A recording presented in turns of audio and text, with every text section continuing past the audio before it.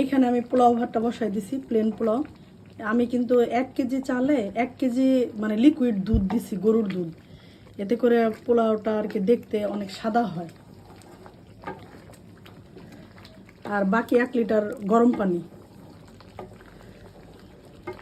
এই কড়াইতেই বসাই দিছি, কারণ এখন আর হাঁড়ি উপর থেকে না পারলাম, কষ্ট হয় ধুইতে।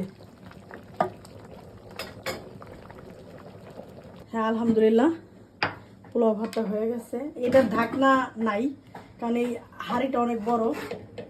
এর জন্য আমি ভয় পাইও না ক্যামেরাম্যান, তুমি ভয় পাইলে হবে বলো। দেখো দেখো কেমন সুন্দর হয়েছে মাশাআল্লাহ, সাদা ঝকঝকা, বিয়ে বাড়ির মতো হয় না? হ্যাঁ, এই যে বিসমিল্লাহ।